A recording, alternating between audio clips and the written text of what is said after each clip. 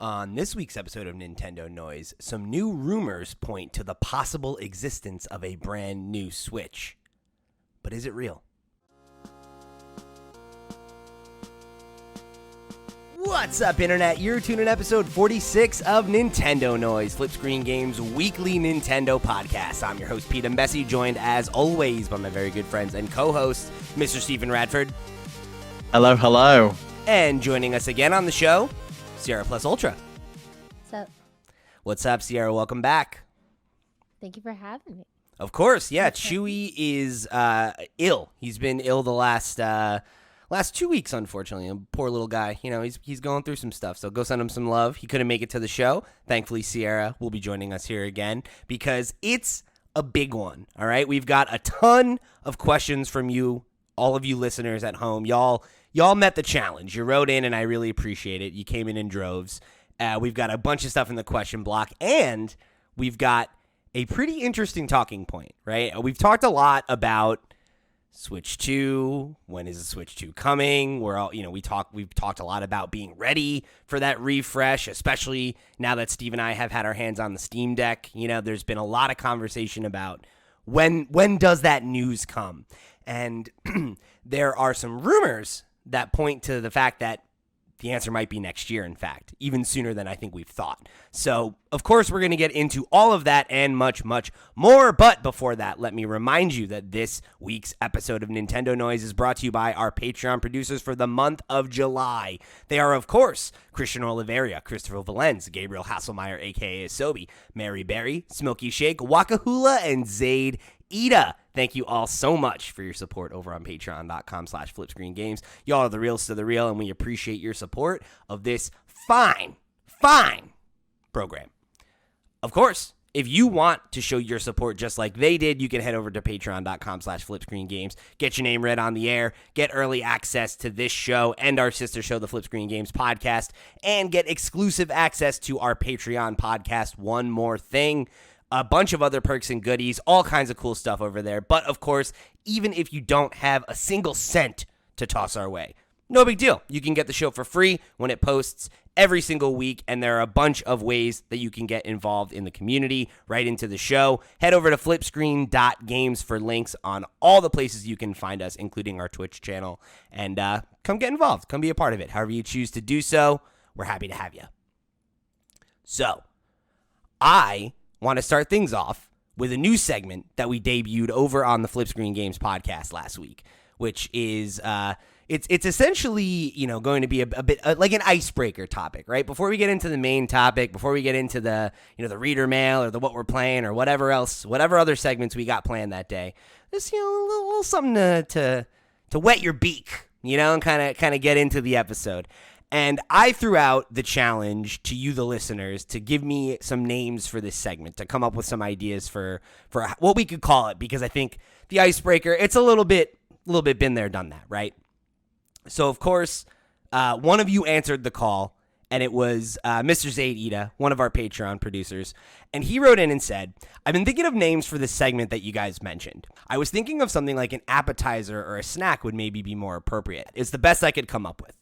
So I thought it's not quite what I want, but I like the appetizer idea. I think you did a good job of trying to sneak in your own username with the snack there. I was going to say, yes. Why not just go with snack night time, you know? Let's just go for it. Right. And I think it's clear that he was trying to backdoor that in there. And, you know, I'm going to give him a tip of the hat for trying. But I think something with the appetizer, I like that.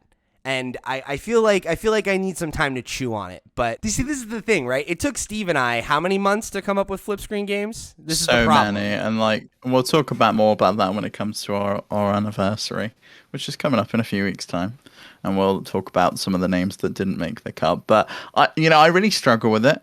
But something fun size or whatever, I always like the fun size thing. It's like a little fun size question kind of thing. It's like or appetizer or like, you know, something similar. But we'll figure it out. We'll come back to it. But for now, icebreaker I think works. Makes me think of those cheesy corporate things where it's like, let's all go around the room and say the corporate 3 retreat. truths, 2 truths and a lie about ourselves, and everyone's got to figure out what the lie is. Maybe that's what we'll do on the anniversary. We'll play Two Truths and a Lie. That'll be great. Oh yeah, that'd be so fun. Yeah. So yeah, I don't know. I like where Zaid's head is at. I feel like we're gonna give it another week to marinate. So if you wanna, you the listener, want to build on that or hit us with your own ideas, please do. But it's time for that icebreaker, right? So let's get into it. This one comes from Sierra, aka Timberwolf, from the community, who wrote it and said, I personally feel like when I was a kid, or when I look back, it seemed like Nintendo really cared about putting out multiple different IPs, tried new things, and it seemed like listened to the consumers, etc. So my question for y'all is, do you feel like Nintendo has stopped being a consumer-first dev? Do you think they ever were? If so, when do you think the change happened and why? Any examples? I do not think they've ever been consumer first. I think they went in with the facade of being consumer first with the Nintendo seal of quality, but that was just a way to gouge developers into buying their own cartridges and having their licensing program. They had like a limited, you could only put out something like 10 games a year, 10 individual titles. You had to buy something like 30,000 copies up front, even if you didn't think you were going to be able to sell them. They had lockout chips in everything. They've been notorious for region locking everything down, even to the point where the cartridges are just different shapes. And there's no other technical reason why it couldn't work. It's just a different shape cartridge and has a different tab in it. That, along with like other stupid stuff that they've done, like removing like the creator program, for example, is one of the most egregious examples I can think of. People wanted to watch their content online, watch their favorite streamers and watch their favorite YouTubers play their games, and they couldn't for the longest time unless we agreed to give Nintendo like 30% of our income. And that was after 30% had already been taken by Amazon in the case of Twitch, or Google in the case of YouTube. I just don't think they've ever been consumer first. They've always been driven by profits and driven by the motivation is for themselves. I think if anything, to Timberwolf's point, it feels like they were a little more adventurous with bringing on and publishing different IP as kids. Like there's a lot of like titles that like we have not seen again since like the 90s and like early aughts. And it feels like they kind of just lean into what they think works for them and what will yield better ROI. So, I agree with Steve. Like, I don't think, like, even though the scummiest stuff, like, from what I've seen since, becoming an avid Nintendo fan, like, even though, like, a lot of the scummy stuff for me has happened in the last, like, 8 years, like, I don't think that anyone's ever thought of them as, like, consumer first, maybe more so family friendly, but I don't think that automatically equals, like, thinking with consumers' best interests in mind. Just like whatever's marketable stuff. I think it puts them on the same page as Disney in that regard, and I don't think Disney's a consumer-centric company either. Like the Disney Vault was designed to make you want to buy their movies, and like you had kids who wanted to watch Aladdin at home. Well, you got to wait till it comes back round in the Disney Vault, and you can buy it for a limited time only, and it forced you to go buy it. Nintendo pulled the exact same shit with their like All Stars thing recently, and there's just so many examples of stuff like that it just the same as buying games over and over and over again through their digital marketplaces. Why does that not carry on with me connected to an account? Yeah, I mean, I don't really believe that there is such a thing as a consumer first company. Unless you are a nonprofit, right? And they're not even all perfect, right? But if you're a nonprofit, NGOs.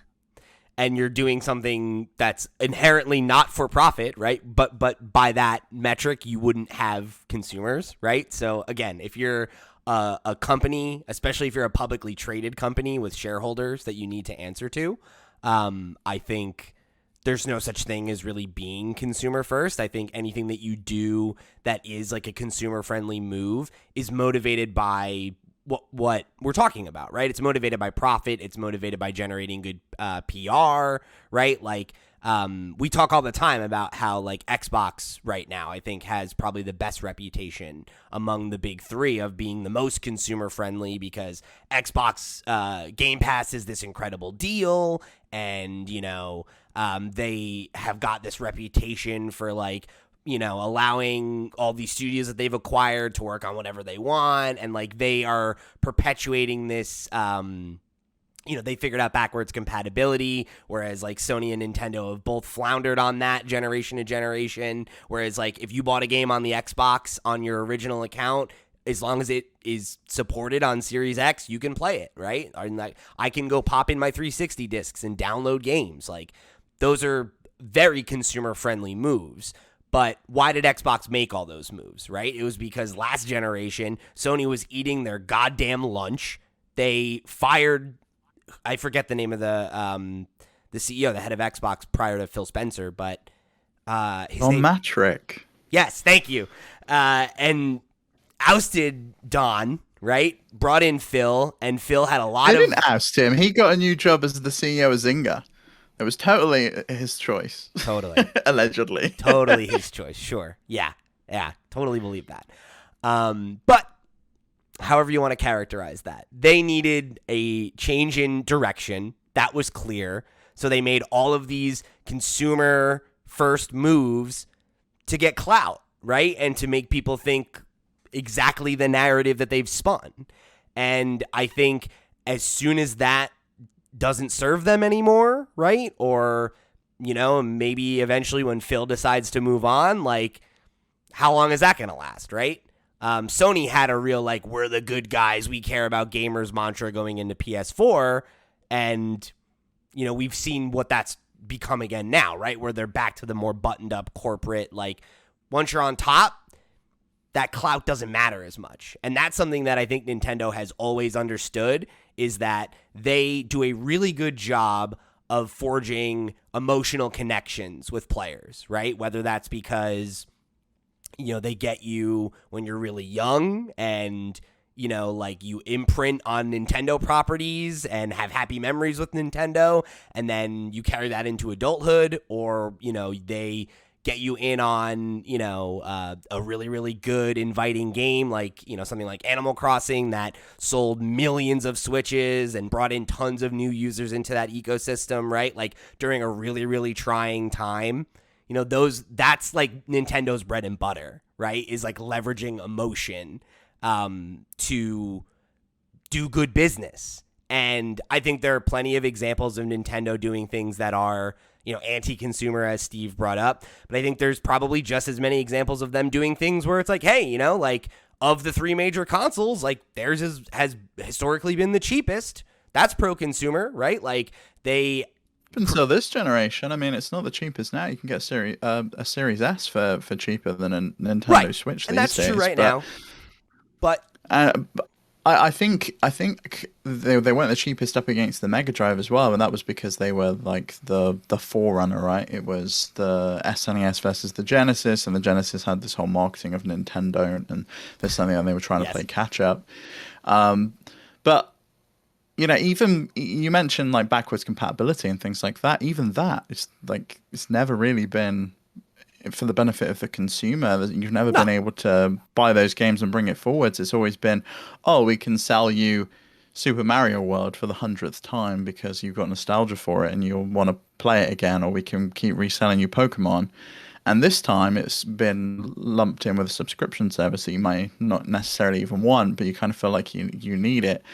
Like, yeah, there's been some pro-consumer moves, and maybe it's disingenuous for me to say that the seal of quality was entirely in Nintendo's favor, because obviously it was there to combat like the video game crash, because they had a similar thing happen in and that Japan had totally as well. destroyed consumer confidence, right? So, but like, I think the point is that even all of those moves, they're not made to be pro-consumer, right? They're made to make a good deal and to ingratiate consumers to Nintendo, which is still in the name of making you a customer and chasing. It sells you their product. Yeah, it sells you their product. Which, like, that's not inherently bad, right? Like, that's like what they're supposed to do. They're a company.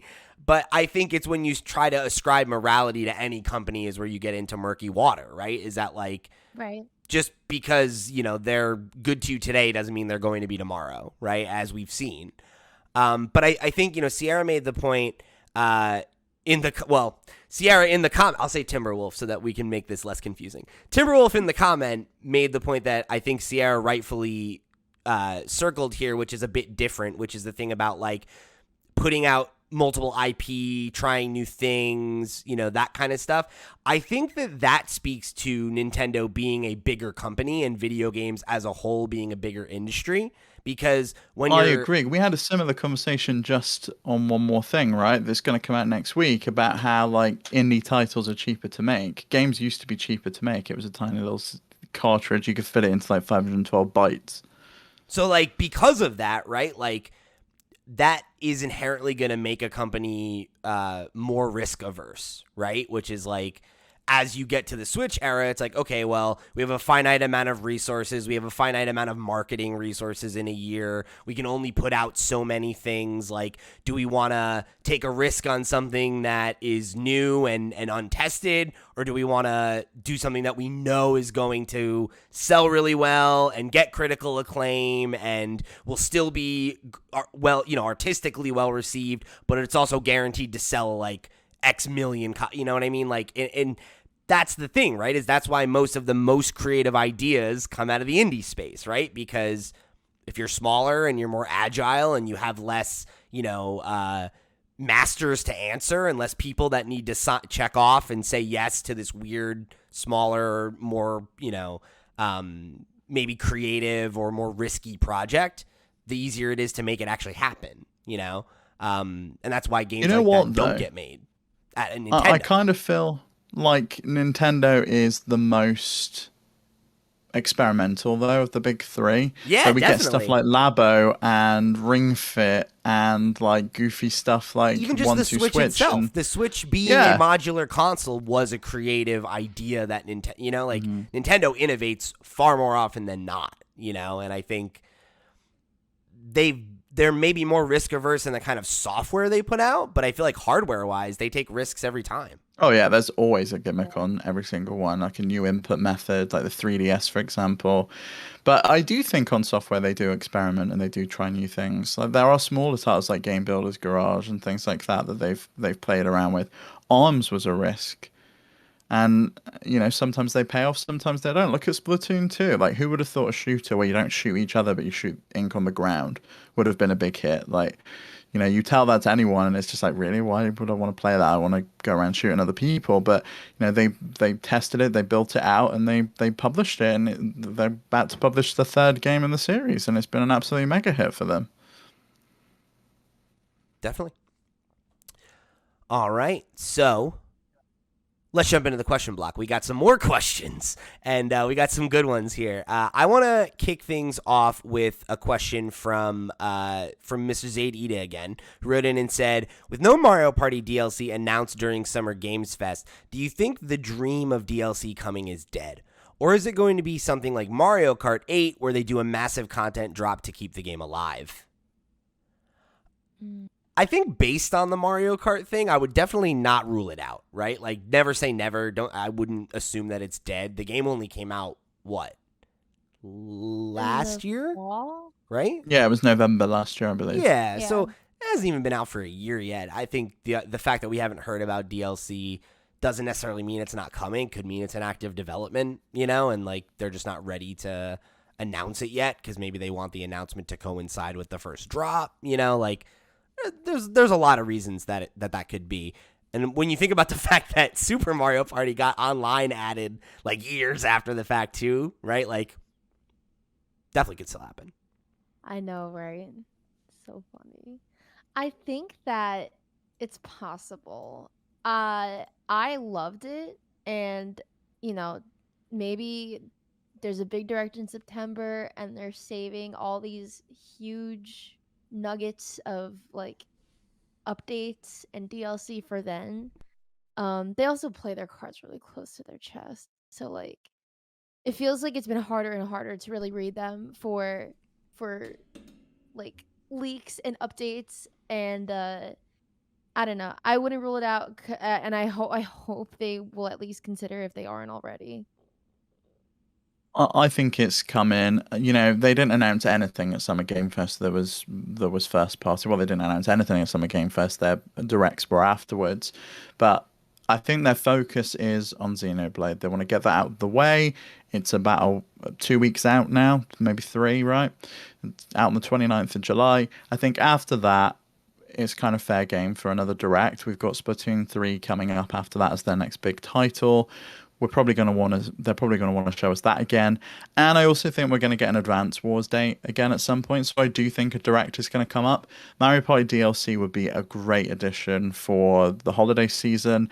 They haven't really got any other kind of family game that's come out this year. I mean, maybe you could count like Mario Strikers, but I don't think that really has the same hit as like a Mario Party. And I think it could be good for them, especially if the rumors of everybody's 1-2 switch just bombing dismally in the focus groups are true, and they do kind of shelf that one for the time being, go back and rework it. I think DLC for Mario Party, even if it's just additional boards, just bringing those boards over from the older games, even if you just brought some of the boards over from Super Mario Party into Mario Party Superstars, and some of the Super Mario Party mini games into Mario Party Superstars, bring in the ones that use the motion controls, like the tossing the bits of steak and things like that. I think there's stuff they could do with quite minimal effort. So I do think DLC would come at some point. But I thought that we would get DLC for Super Mario Party. We ended up getting Superstars. So who knows with Nintendo? We might just get another Mario Party game at this point.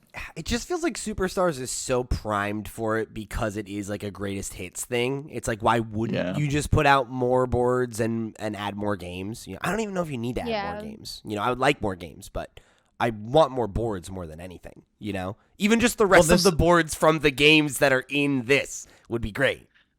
Yeah, because there's GameCube games in that, and we've got no GameCube boards in there, and it'd be really nice to have those included. But they did that pack of 100 mini games, right, on the DS, the Mario Party mini games thing. 3DS. At least bring all of those over. It would be really nice to have the whole collection of what they deem to be the greatest hits on there, because I think we've got like 50 mini games, maybe 70, something like that. It would be good to have like all of them on there. Yeah, agreed. So yeah, fingers crossed on that one. Hopefully we'll get more of that one soon. All right, this next one comes from Trendy Brendy, who wrote in and said, have any of you ever played games while hospitalized? When I was a kid, I got Lyme's disease, and I got to play N64 games like Donkey Kong 64 and some motorbike racing game where I could ignore the racing objective and just drive around a desert. Made the experience a lot more palatable for a child. Steve, you had an experience like this as a kid, right? I have, yeah. So I was in and out of hospital a lot in my life. When I was a kid, I would be in and out for various like things. And in the children's hospital, they had this like N64 station. It was donated by like, is it the Starlight Foundation? They're like Make a Wish or something. That they like make wishes come true for kids or whatever. And it was donated by them to the waiting area in the children's hospital. And I remember it was the orange floor in Bristol Children's Hospital. And it always had Mario Party 64 in it. It was the first place I ever played Mario Party and ever experienced Mario Party. And I just remember running around like Peach's Castle and stuff when I was waiting to be called in for an appointment.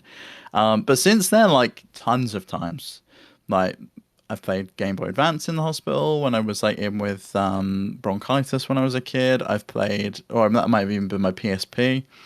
And then more recently, when Bayonetta 2 came out on cartridge, I remember being really excited because I was in hospital. My friend brought it in for me, and I was stuck in hospital for like 4 weeks.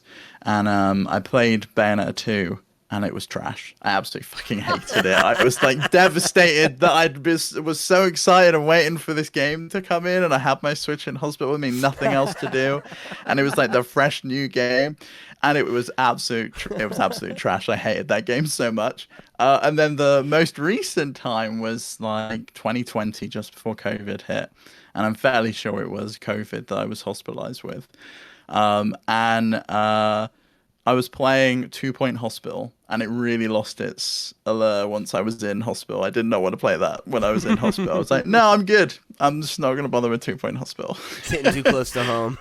Yeah, it was way too close to home, managing a hospital when you sat in one. Yeah, less than ideal. What about you, Sierra? Have you ever had this experience? So, uh, the last time I was in the hospital was when I was 17 for a very terrifying thing. And so I'll explain. But like I was like, my wrist was cut open. They brought me to the Oh my yeah. god. I don't want to. I don't want to get too. It's graphic. That's okay. Yeah, answer to your comfort level. Yeah. I don't want anyone to get the ickies while listening. It was a very severe incident, and I was, I passed out in the ambulance. It felt like I woke up 5 minutes later, but it was like 18 hours later. I woke up in a hospital bed. Um, they did like a surgery on me, and then I was kind of just like discharged. They were like, "She's conscious now. Go home." Like, great. I have like no opportunities to game, and that was like pre-switch, like I don't know. I didn't have like my stuff on me, really, like my gaming stuff. I wasn't not That prepared for wasn't that. your first thought as you were getting loaded Yeah. into the ambulance. That's what I would have been doing. I'd be like, please I get know. my DS. Wait, get my Game Boy. But like things like doctor's visits, I always bring my Switch. I always bring my Switch because long waiting times. And So I feel so yeah. self-conscious when I'm sat waiting, like, because it's so big. I'm just like, I don't know if I want everyone just like looking at me like, who's that fucking almost 30-year-old playing Oh, video games in the corner, I don't you know? give a single I don't fuck, care. dude. When the Switch first came out, I used to, like the original Switch case, like just the round, soft one that it like came Oh in. yeah.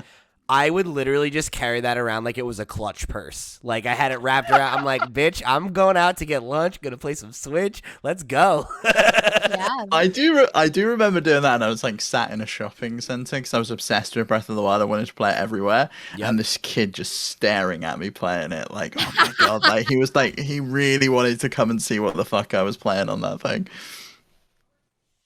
Yeah.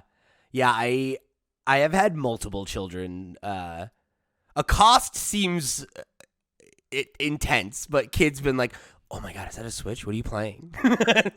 Like, obviously now the allure is worn off, but I remember that Now there's being, 110 million of them. Like no But- one really No. cares anymore. I remember that being like a fairly frequent experience in like 2017. I did have a funny thing like that the other day. I was walking through my neighborhood and I was wearing this headset, and this like kid who lives in my neighborhood's like, yo, you got a PS5? And I was like, yeah. He's like, hell yeah, man. Oh, I thought you were gonna say you were carrying your Steam Deck like a clutch purse now, No, and you've that's too gone heavy. up to the next Yo. level. That's too much. I need like a small backpack for that thing. It's got a little handle on it. You could carry it like a little mini attaché case everywhere with you. Here's what I'll tell you. I have a fanny pack. It's the Herschel 17 fanny pack. You got the brand and the number and everything. Yes. Yep, the 17-inch fanny pack, so they call it 17. The 17. It fits my Switch. Oh wait, I haven't tried the OLED yet. But my regular Switch, it fit it perfectly, and probably fits the OLED. The caveat is that it doesn't fit a Switch with a case on. Oh no! So you're like living dangerously. Yeah, at the risk of me being busy, like when I go to shows alone and like I don't have anyone to talk to, I'll like have my Switch and I'll play it in between bands. That's a really risky place. To That's a bring vet $300 move. Yeah, you just console. like you're getting in the pit Yeah. with a Switch in your fanny pack. Like that's crazy. Yeah, right. Oh my god. But love it. yeah, that's yeah, the Herschel fanny pack is pretty good if you want to live life on the edge and not case it. But there's plenty of like I've seen like bags that will just fit it, and like I need to bring some things with me though. Like my wallet is huge, so So it I sounds like can't you need just, like a 20-inch one. Like you need a couple more inches. Please, Herschel, this is my desperate plea. But yeah, I really truthfully do. I want to just get but- like a fanny pack strap and just like attach it to my Steam Deck case and then like strap that on my back. Fucking That would- god.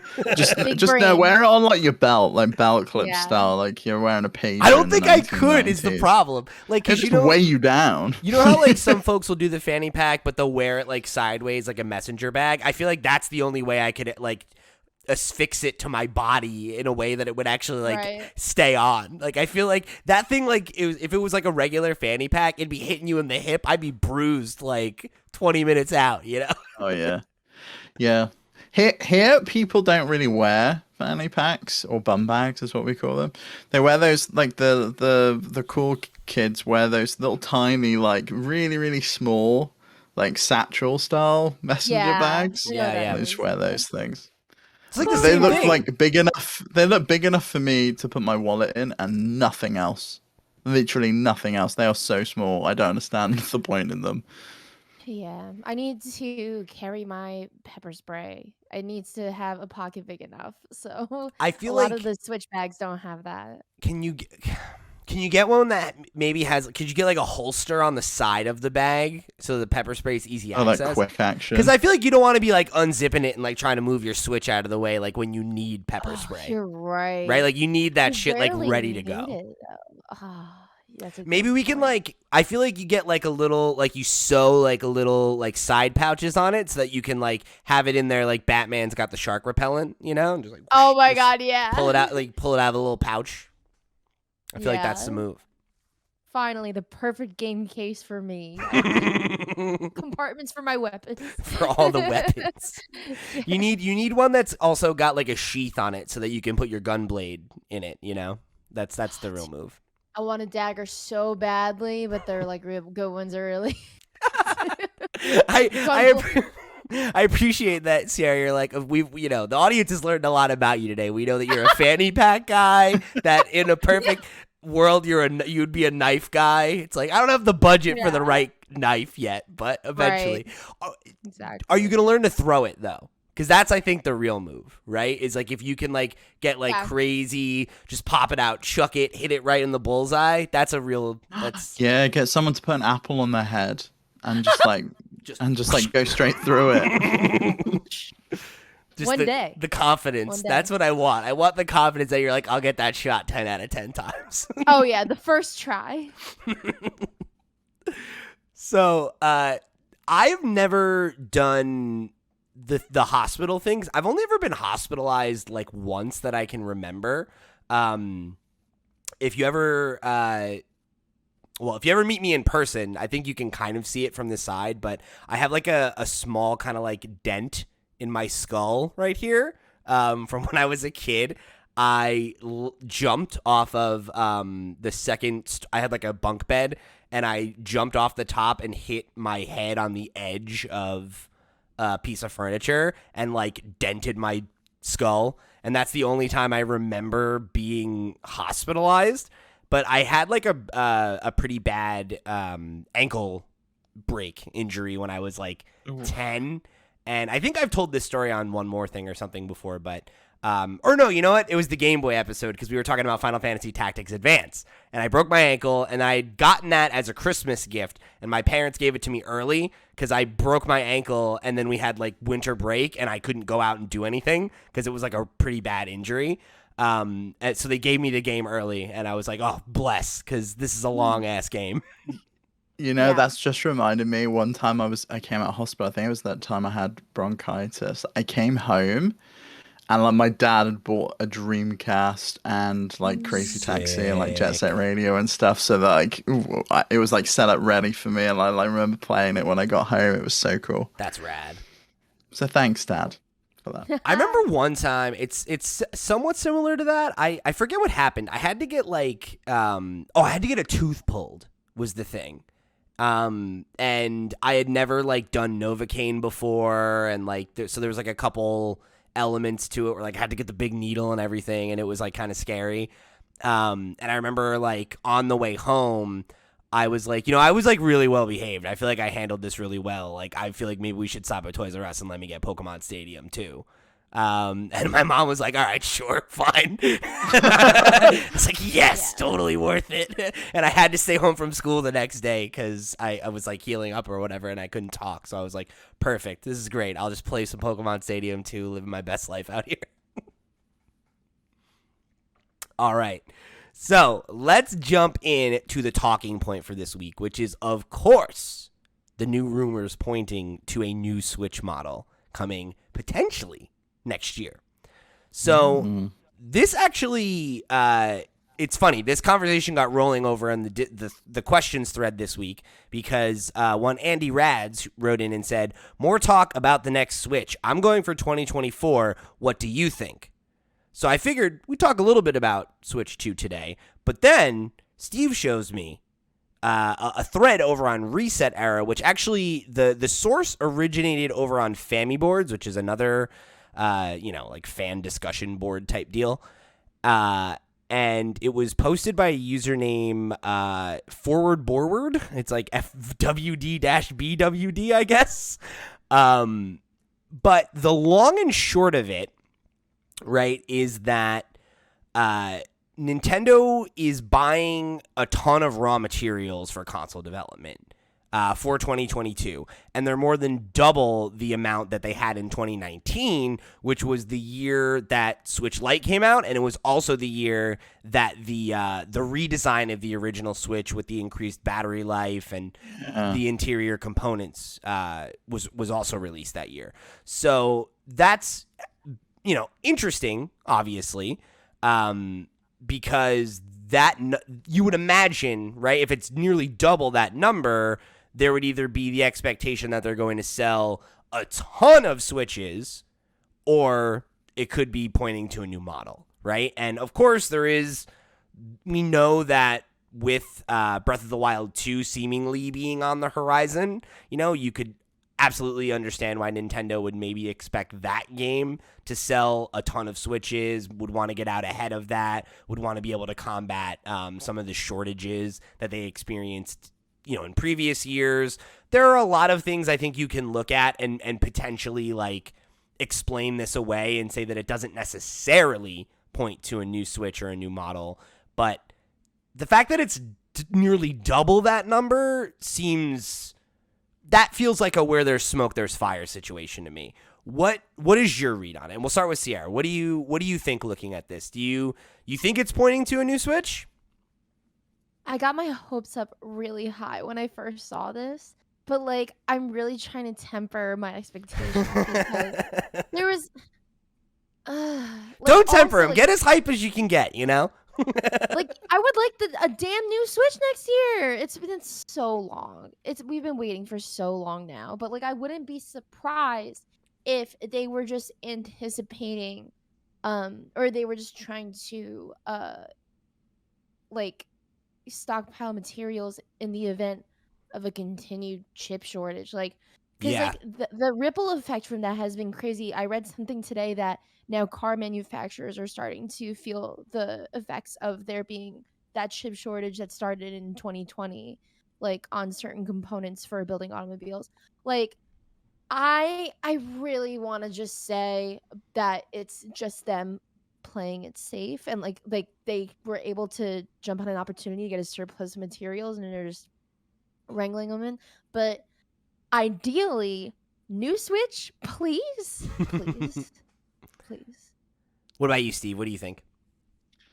Yeah, I mean it's possible that they're just expecting like a big price hike in stuff like memory or screens or whatever, or maybe the screens that they're using are going out of production with their providers, so they're stockpiling those. But I don't think so.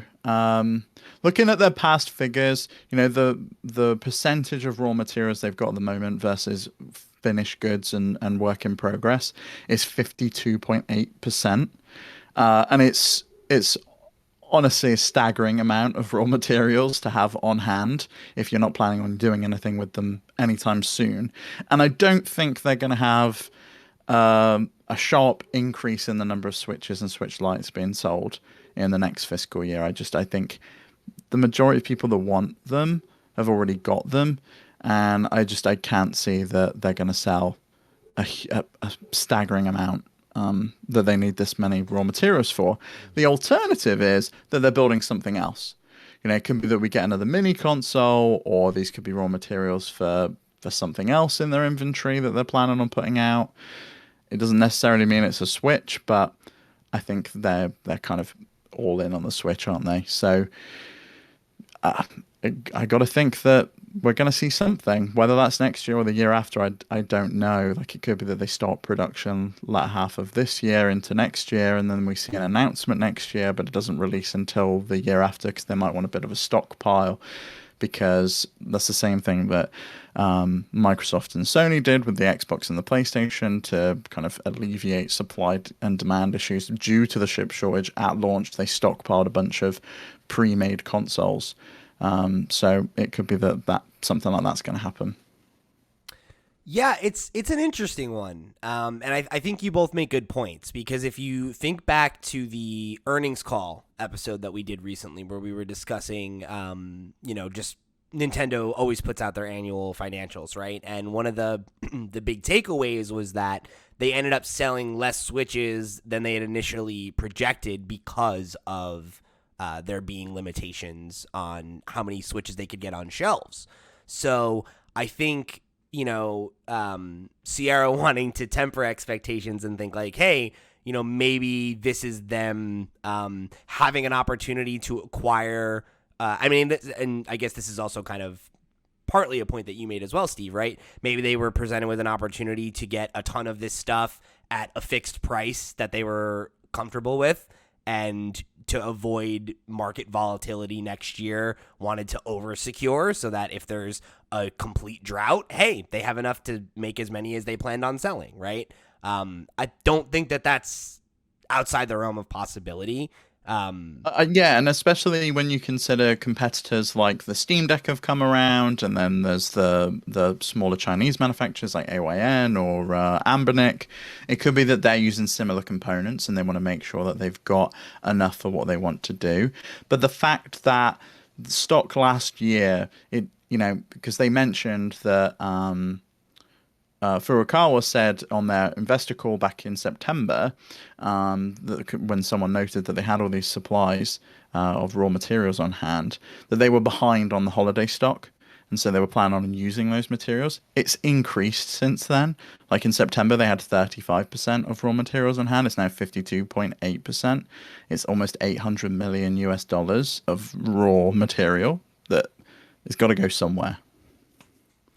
Yeah, and I mean, I guess to build on that point, maybe that is a signifier in favor of a Switch 2, because who's to, I don't know, right? Do you invest $800 million in raw materials for a console that is starting to taper off in sales, or do you make that investment because you're really confident that you're going to make that money back and then some by selling something new?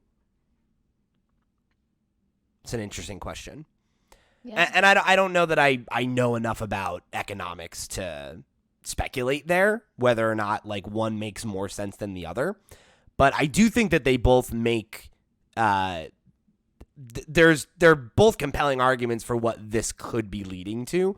And there's a few other little things I'd like to pull in here, and I'm going to throw them at the wall. You let me know if you think they stick. So another thing that was making the rounds this week on a bunch of message boards and the like is that Nintendo made both the Switch Lite and the Switch OLED trailer videos private on YouTube, which is odd. Usually when they do those sorts of things, it's ahead of something, right? I remember that was a news story Steve and I reported on years ago, was when they made changes to the Animal Crossing website, and a couple of videos, I believe, got taken down. They did to the Kirby one as well. They did that with Kirby as well. So oftentimes videos getting privated or web pages having some things change around do often come before an announcement, or alongside plans for an announcement. So, again, could be nothing, but it being right around this same report, it feels like a smoke and fire situation there.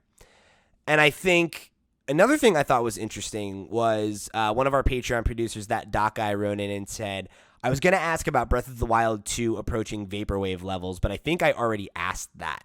I couldn't recall if Doc had brought it up on a previous episode, but I thought it was worth bringing up now, because I am increasingly wondering, right? is the reason we haven't seen more of Breath of the Wild 2 because they're holding it to be a Switch 2 launch title and do the thing I they've am done too. with damn near every other Legend of Zelda game in the last 3 console generations, right? Where you have the transitory game be the last game on GameCube and the first game on Wii and the last game, and so on. It could be, and I mean, this is a game that we thought was imminent, like multiple years ago now. Oh, so many times. And So many times. And like we had a similar trajectory with Breath of the Wild, which is worth pointing out, right? That game was like quote unquote revealed I don't know, 4 or 5 years before it came out, right? I believe it was like 2012, 2013 was the first time we heard about it. And it was supposed to be on Wii U, right? That's like one of the big sellers, and it ended up being the very like last big Nintendo game to limp out on that console. Yeah, first reveal was 2014 at E3, and they did like a big thing where like Miyamoto was showing off what it did on the Wii U gamepad, and like you could do all this inventory management and stuff, and then obviously that got nerfed because they wanted it to be parity with the Switch version. And we saw it like 3 years later, and it looked pretty far along in the presentation that they gave at E3, but obviously that could just be a vertical slice. You have no idea. I think you're 100% right, because look at what happened with Metroid Prime. Not Metroid Prime, Metroid Dread. Comes out the same week as the Switch OLED. It's a great showpiece for the new OLED screen with that like dark ambient setting. Really makes the colors pop on the screen with those big red like lights coming off the ME. I think you're 100% on the money with that. This could be coming out early next year, alongside a new Breath of the Wild game, or a new, whatever they call it, Zelda 2 game. A sequel to Breath of the Wild. Yeah. I hope they just keep that name. I hope it gets Octopath and they just call it the sequel to Breath of the Wild. They just add project in front of it, unlike Octopath where they removed project, so it could just be Project, a sequel to Breath of the Wild. So then the abbreviation is PSTBOTW. Yeah. Great. Awesome. Love it. Yes. That's I just awful. wanted to point out a quick funny ha ha ha. There's someone commented on the Reset Era thread saying they did that. They privated the trailers so that nobody gets confused when they announce the Nintendo Switch Lite OLED. Can you imagine? I actually can. Now that you say that, though, now that that's put out there, you did bring that up at one point, Steve, them making a light with an OLED screen. Yeah, because it makes no sense that they're still using this old technology. I think at some point they'll phase out the LCDs entirely. But it's exactly a year since the OLED model was announced. They announced on the 6th of July.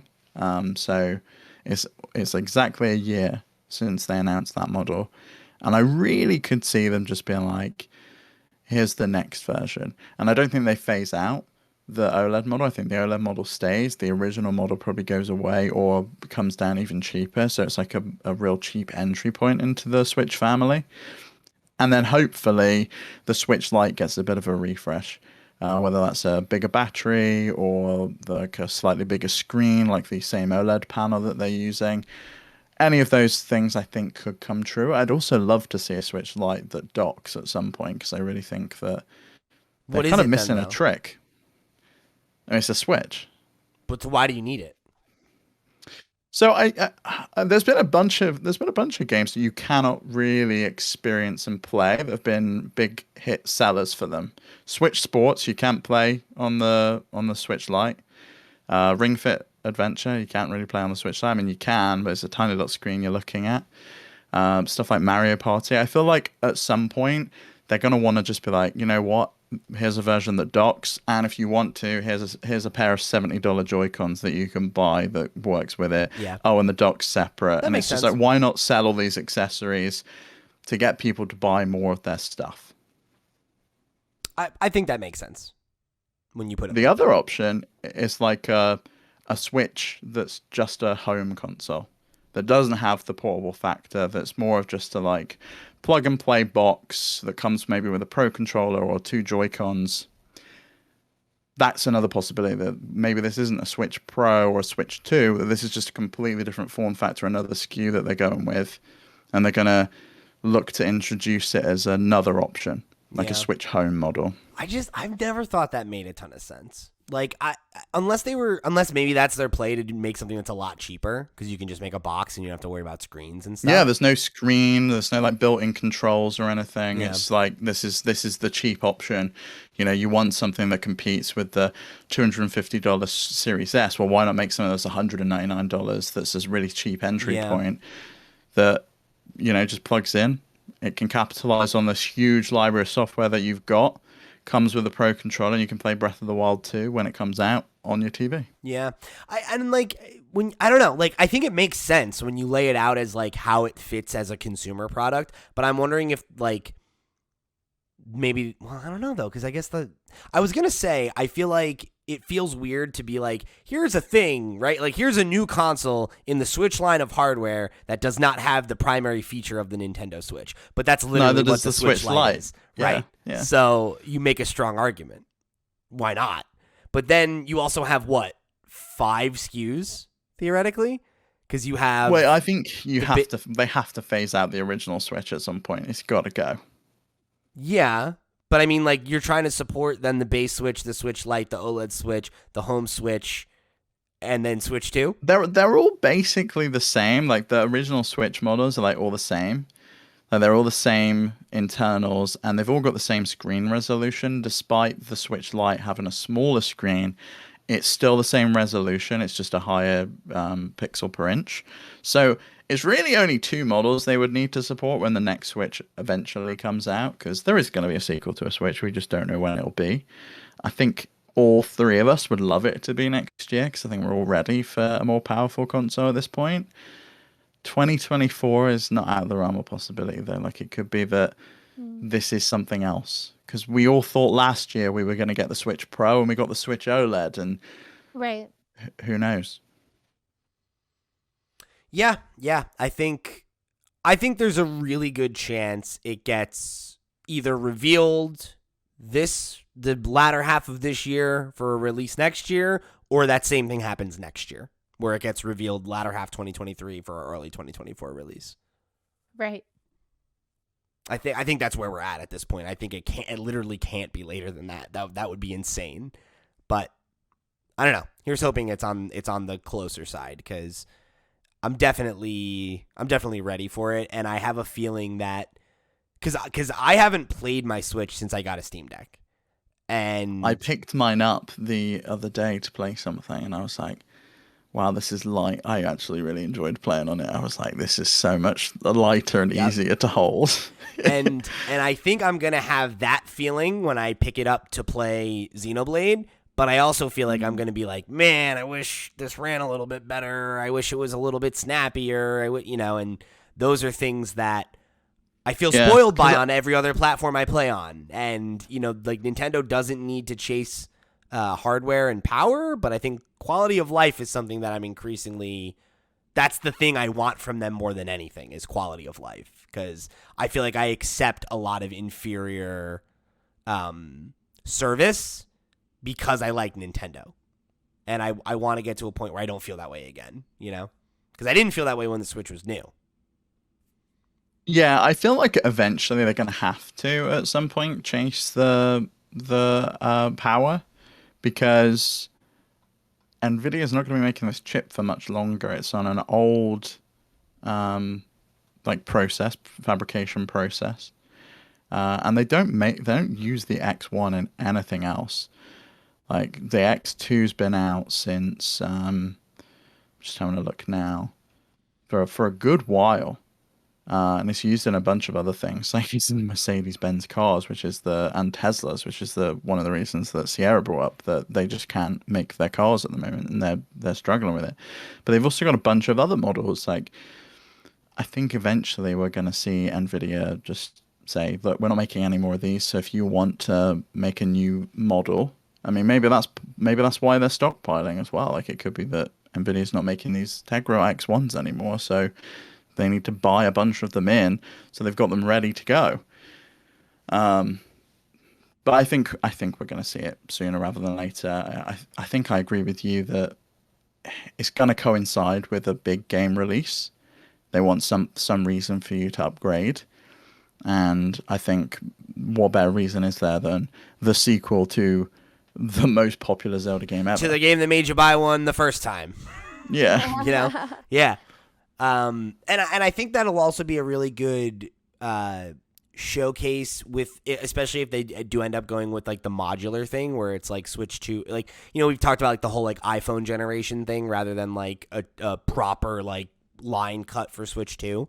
If that's the case, I think that argument is made even better by a game like Breath of the Wild 2, right? Because it's like, oh yeah, you can see how it runs basically the same as the 2017 one did. And it's like, that's not great because that game had problems when it came out on the Switch, right? And even back then, you could have done with a little bit more under the hood. So like, how is that going to feel with the new one now, right? Probably pretty bad. And the Switch 2 is going to be, oh well, if you want the best experience, we have the Switch 2. Shiny new toy. Go buy it. Holiday season, Black Friday. Yeah, I mean, and to go back to some of the previous rumors that we spoke about on other episodes, there were these rumors that there were the 4K development kits out in the wild, and Bloomberg had a bunch of sources that corroborated that, and then we had the news that DLSS was meant to be coming to the Switch or the next Switch at some point, which is Nvidia's AI upscaling technology. So I do think it's it is where there's smoke, there's fire. It really just is just a not if but when does this happen, and if they're stockpiling this amount of raw components, I think it's got to be within the next 18 months.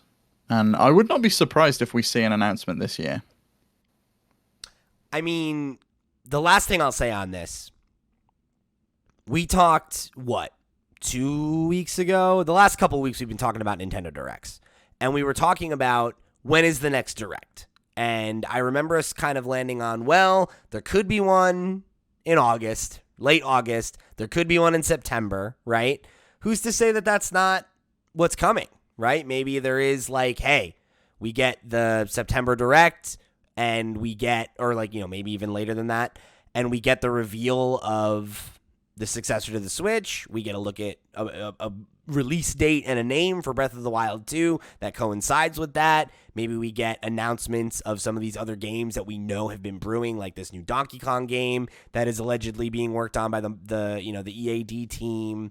What's next for Mario, right? Like, Well, there's that Fire Emblem game that we saw Fire screenshots Emblem. of. Right. There's potentially Metroid Prime that would look great in 4K. Prime 4 maybe. There's all sorts of stuff. Yeah, there's all sorts that they've got in the works that we know about, and we just haven't seen at this point. Not to mention, like, where's the next 3D Mario? Like, they must be working on one, and that's got to come at some point. And Mario Kart 9 is going to happen at some point. And we've heard rumors that that's in production. We know that they've got DLC for Mario Kart 8 up through 2023, but I would imagine they're going to want to have something after that to capitalize on the trajectory and the traction that game always has. Yeah. Yeah, and I mean, who's to say, right? Like, especially if there is the modular thing, maybe they want that, right? Like, they want it to coincide. So it's like you can just pick up with Mario Kart 8 and play the DLC, and that'll take you right into Mario Kart 9 a year later or something like that. Who's to say? I don't know. But I think there will be more news on this by the end of the year. I'm inclined to agree with you. I guess we'll see. Any final thoughts before we close it out here?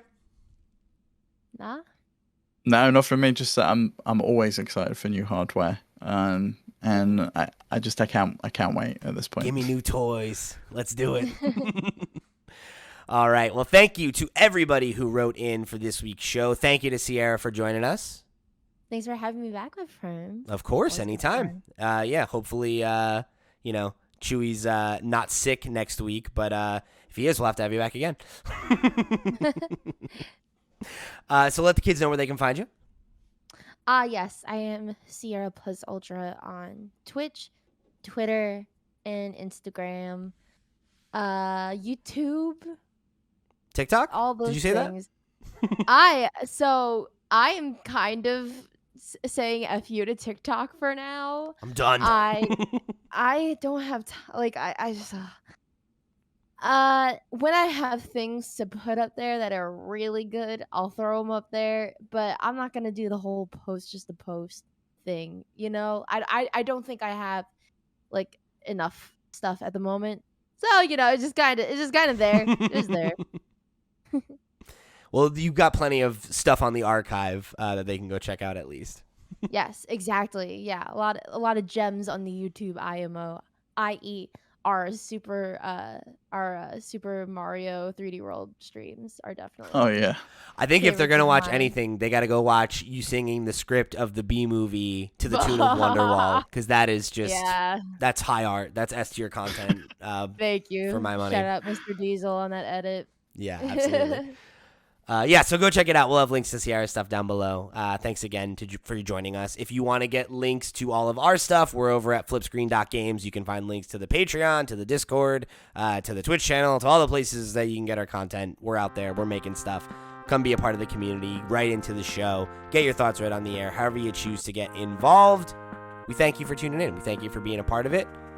For the crew, I've been Pete. Okay, confidence monitor. There we go. Okay, second take. I've been Pete. She's been Sierra. He's been Steve. And I did that the first time. We'll see you next week.